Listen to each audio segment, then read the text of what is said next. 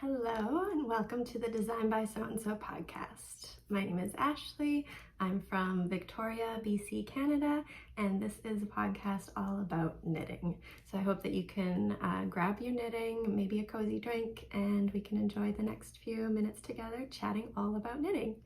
I am Design by Sew&Sew on Instagram and Ravelry if you want to check me out. And if you enjoy this video, please like and subscribe. It means so much to me.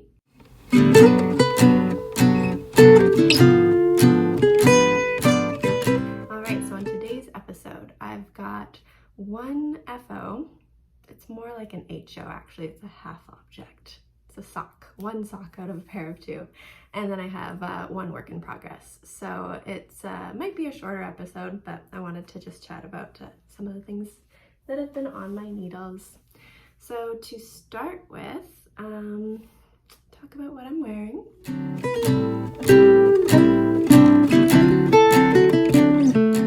This is the Ambershore shawl. I'll take it off so you can see it. It's actually really, really pretty. So yeah, this is the Ambershore shawl. It's a pattern by Inese Sang. She's I Sang Knits on Instagram, and it's such a beautiful pattern. I really, really love it. Made this about maybe a little over a year ago or so, and it's definitely my fanciest shawl. But yeah, I really love the colors. I used Grenouille Co yarn for the speckled, and then the two solids are wool. And I think that they're 100% wool fingering. The pattern was extremely well written, like perfectly written, beautiful. I will say that I bit off more than I thought I could chew with this pattern at the time. I was fairly new to color work, and I thought like, oh, you know, it's just like 1 by 1 and some kind of like 3 by 1s here. It shouldn't be too hard. I did not realize or think that since it's a shawl and it's knit flat, that would mean doing color work on the wrong side as well. So that wasn't very enjoyable to me. I don't know. That might just be me, but yeah, I don't mind doing color work when it's right side. If you're doing color work in the round, like in a sock or in a sweater, that's okay. I kind of enjoy that actually. But doing color work on the wrong side, purling it, is not my cup of tea. So that was a bit of an endeavor. And as you can see, there's also a lot of these adorable little baubles, which they give such a nice texture. Like I love them in the finished product, but actually knitting, you know, 100 and some baubles in a row, it's a bit tedious. But yeah, this shawl I would recommend definitely as a finished product knit rather than a process knit. But yeah, I like it for this time of year when it's still a little chilly out. You know, spring is here, but it doesn't quite feel like it. So it's been nice to kind of keep me warm, keep me cozy. All right, so let's move on to my first finished object.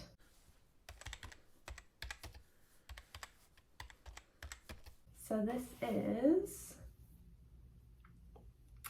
my Juliet Socks test knit. I actually didn't even show these half, like while I was working on them as a whip, because they just went so fast. So this is a test knit that I did for Isabel, who is Bray Belly on Instagram, and this is her newest pattern, the Juliet Socks. It is super fun stranded color work. You can see the stripes use the same color in the next stripe. So you've got the blue carried on here, then the red carried on into the next stripe. So it's really fun to kind of figure out color pairings, and it just keeps you super entertained while you're knitting it. There's something about stripes that really motivates me, you know, when you're working on one, you're thinking about the next color that you're going to introduce, and you just want to keep going and going. So yeah, this kind of knit itself up. It just flew off the needles. I also really like the bottom of the foot. It has a different color work pattern. Just looks really cute, and it's better for wear and tear on the bottom of your foot to have just the short floats, the 1x1s. I would recommend this pattern for someone who is newish to colorwork. It's written really well. There's really good instructions, but it's very intuitive as you're knitting it. But also, if you see, every other round is just a solid color round. So you get a break from the stranded color work. You're doing one round of your stranded color work, the next round is just straight stockinette knitting with one color. So it's fairly easy. This has an afterthought heel, which you just, while you're knitting this whole tube, you knit in a bit of waste yarn that you just kind of leave there, keep knitting your tube, and then when you're ready to go back and do your heel, you pick up those stitches, and your heel is knit pretty much exactly the same as your toe. So it's the same decreases. I used actually the exact same instructions that she gave for the toe for the heel here, so that they match, they look the same. So yeah, that's my one HO half finished object. And then I have the other one that I started working on. So it's not blocked, it's a little crunched up there. But if you can see, I'm using the same colors but in different order. So it's been super fun just kind of figuring out what two colors I want to pair together, and then what's the next color that I want to blend in with it. Yeah, it's been a very, very fun knit. Something good to know too about this pattern is I weighed my yarns because it just uses all of your little balls, little scraps of yarn. I weighed them, and I didn't use more than 4 grams for any of these colors. Well, actually, sorry, for the one colors, as you can see, like the toe, and then this red section, I used red here and here, but this was 4 grams, and then this of the red was like 3.5 grams. So that's for one sock. So if you have, you know, a whole bunch of little scraps and bits and bobs lying around, and you have just like a 4 gram ball, you have enough to work into this sock. If you want your socks to be matching, or if you want a matching stripe on your next one, you'd have to have an 8 gram ball. But yeah, it's a great way to use up all those little bits. The heel was at like 3.5 grams too, and the cuff in that first stripe was about 4 grams. So yeah, it's a great way to use up all of those little bits and pieces. I also wanted to mention, while I've been knitting on this, since you are changing colors so often, oh, I dropped a stitch, 1 second. There we go. While you're changing colors quite often here, I decided to weave in my ends as I go, because I did not want to have, you know, however many, 10, 15 colors to weave in at the end of this sock. So I used a tutorial that I watched years ago on Instagram, or no, on YouTube, and I'll try to look it up and put it in the show notes. It was by Earth Tones Girl, and she explains really, really well how to start your next color, your next stripe, how to introduce that yarn, and then how to weave in the tail of your old color, and then when you get around to the beginning of your stripe, how to weave in the tail of your new color that you've introduced. So you're knitting like normal, but you're also weaving in that tail, and it just saves you a lot of time in the end. So I'll show you here. I'll just put this inside out.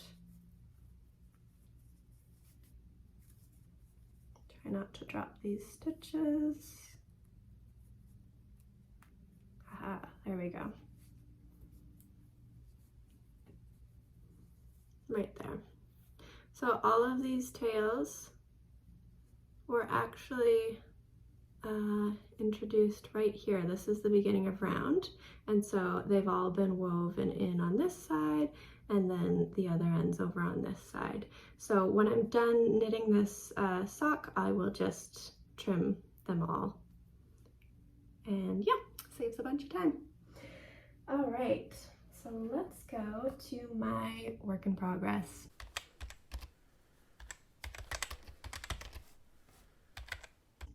My last video, I talked about my test knit for the Uptown Tee. It's a test knit for Tori Yu, who is Tori Knits NYC, I think. And I explained that I was a little worried about not having enough yarn. I was making a brown cotton silk blend. I was using a Noro yarn, and I'm pretty sure I don't have enough yarn. I didn't keep knitting it because I realized like it was just going to be an extremely cropped top. I looked on Ravelry to see if anyone had that same yarn in their stash, and there was this really friendly, really sweet knitter who did. She had a ball in her stash. It wasn't the same dye lot, but I figured that was okay. Maybe I could try to kind of like stripe the colors and blend it in. But when it came down to shipping costs were just ridiculous. Like the shipping was going to cost more than the actual yarn. So I couldn't really justify that. So that project is just in timeout. I'm not really sure what I'm going to do with it. I'll probably end up frogging it, but I wanted to leave it as is right now because you can see the yoke really well, just for people to see for the test knit that, you know, it fits well. It's a super cute design. But in the meantime, I started another Uptown Tee with a few modifications. So I'll show you how it's going. It's white.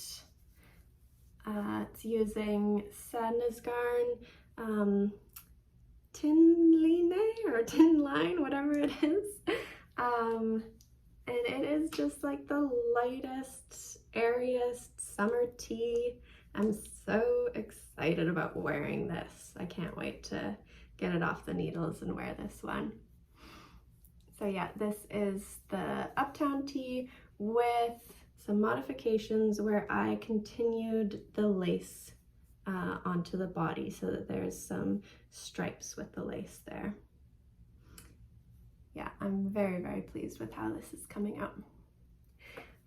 So yeah, I've been working on this for about a week now and pretty focused on getting this done because it is a test knit, and so I want it to be done in time. But it seems to be going faster than what I thought for working with such fine yarn. But yeah, it's knitting up pretty quickly. I'm using 3.5 millimeter needles. Yeah, and it's knitting up really nice. It has such a nice drape to it. So yeah, I'll talk a little bit about this design here. As you can see, I made a modification on the arm. For the Uptown Tee, the pattern calls for this lace pattern to be on the entire sleeve and then nowhere else. But I decided to do stripes, so I did stockinette with just your normal make one right and make one left increases.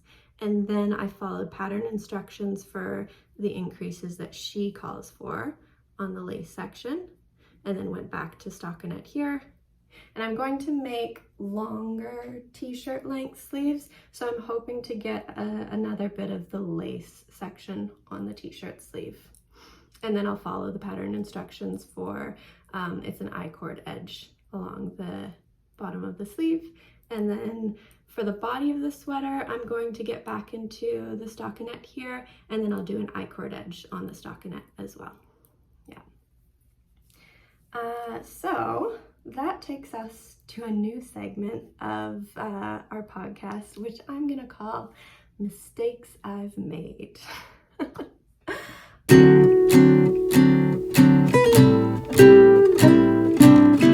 Honestly, I think every single one of my projects that I've ever knit has at least one mistake hidden in there. And I know about it, I know where it is, but you can't really pick it out, you can't see it. My shawl has it. Literally everything that I've made has it. And I think for me, it's all about kind of deciding what mistake I'm willing to kind of live with that's not going to bother me, or if the mistake needs to be fixed, needs to be like frogged back, ripped back, or drop down some stitches to go back and fix up that mistake. So yeah, I think it's a very personal thing. I know some people personally wouldn't be able to let a certain mistake stay there. It would really, you know, they'd always think of it and it would bug them, and so yeah, they wouldn't really. I guess what I'm trying to say is knitting is all about kind of figuring out what mistakes you can live with and what mistakes you can't live with and you have to go back and fix. So yeah, there's certain things that I know aren't gonna bother me, and so I'll just leave them there, or I might go back and kind of like fiddle around with it, do, you know, some duplicate stitches, or to kind of like tie up, cinch up a little kind of gapey spot and be able to weave in the ends in the back, and you can never tell. But then there are certain mistakes that I feel are a little bit more obvious and would bother me, so I do, you know, rip back or drop some stitches back to be able to fix it. So that being said, mistakes I've made with this whip. Starting with an itty bitty mistake right here. I don't know if you can see that. That is where I actually had a dropped stitch and it dropped all the way back to a German short row.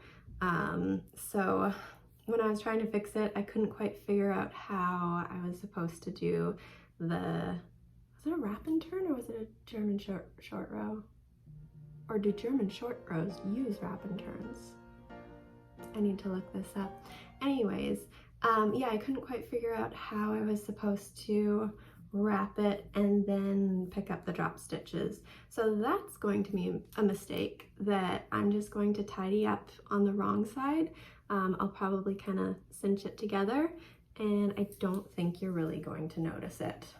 So I decided I would leave that, kind of finagle with that afterwards. Now, another mistake that I made gets in with the lace work. So Tori has written this beautiful pattern that uses eyelets, which are yarn overs and knit two togethers, or yarn overs and SSKs, to make this eyelet lace pattern, which if you look closely, it's on the diagonal. So because this is written for the raglan sleeves, which are done with increases, and it's kind of like a triangular shape there, she wrote this to be done on the diagonal, and as you increase, it works so that each eyelet is kind of staggered. They're not sitting directly on top of each other. But now, when I was trying to figure out how to do the lace on the body of the sweater, which is not triangular shaped, there's not going to be any increases on the side here, it's just going to be a straight up and down tube. I needed to figure out how to make these eyelets still be on the angle, because typically if you just do a yarn over and a knit two together, knit the next round, and then do a yarn over, knit two together, and do your eyelets, they are all going to be directly on top of each other, and so you'd have these rows of nice eyelets. But yeah, I obviously wanted the lace to match the rest of the sweater. So I did some figuring out here. I did a little swatch to kind of see what I could do, and I figured it out. I'll put it in my notes in Ravelry, but basically what I did is at the side, I marked each side of the sweater, and I put 2 stitches kind of in this middle section here. And then I just worked, I followed her pattern instructions on a certain section of the sleeve where there weren't increases being made. So it's it's honestly like Tori did all the work here with her pattern writing, but I just followed those 2 rows of pattern instructions so that we're able to do the diagonal eyelets without increasing the body of the sweater. And I feel like it hides it really well there. Like this section here is just my 2 knit stitches, but then everything else is my knit 2 togethers and SSKs for the eyelets. And I'll show you on the other side here. It looks pretty seamless. There it is there. That's the middle section. So that took a little bit of figuring out. The mistake I made though, I was like, figured it out, so smart, this is gonna go fine. I start knitting, and okay, I guess I need to explain this a little bit better. For the pattern, Tori has the diagonal lace pattern going in different directions. So, well, it's going in the same direction when you're wearing the sweater on your arms, but they're actually going different directions as you knit it in the round, if that makes any sense. I don't know if I'm making much sense today. So anyways, you've got your diagonals going kind of from what is it here, right to left, if you can see, right to left. And then if you go around to the other side of the sweater, they are going from, let's see here, get that out of the way, left to right. But I don't know if this is going to be mirrored in the recording. Oh my goodness, this is probably going to be so confusing to watch. I'm sorry, I'm really sorry. This is kind of a crazy video. I feel like my brain is just a little jumbled today, so I apologize. But anyways, so her pattern directions show how to make the diagonal eyelets here. And I wanted them obviously to match in my next stripe in my sweater. So I thought that I was doing the right lace stitch, but I just did the opposite on each side of the sweater. So I think it's busy enough that you can't really tell, but for the front, my diagonals are going this way, and then on this stripe, they're going this way. And then for the back of the sweater, it's the opposite, it's the same. So we've got, let's see here. We've got stripes going this way, and then down here, they're going that way. I think it's busy enough that you can't really tell. Anyways, that's another mistake I made, but I'm willing to live with it. I don't think it really matters. And yeah, I'm going to keep working away at this. I'm hoping by the end of this weekend to be done the body. It's just going to be another stockinette stripe. And then I've just got the sleeves, which are probably just, you know, maybe 3 or 4 inches long on each side. So hoping to get that done soon. So that is all I have today. I truly apologize for my jumbled explanation of everything today. I hope you're able to make some sense of it. But yeah, thank you so much for watching. I hope that you're having a great day wherever you are. It's Sunday afternoon here, so I hope that you've had a great weekend. And yeah, I'll try to post this on Monday. So I hope that you have a great start to your week. And yeah, I'll see you soon. Okay, take care.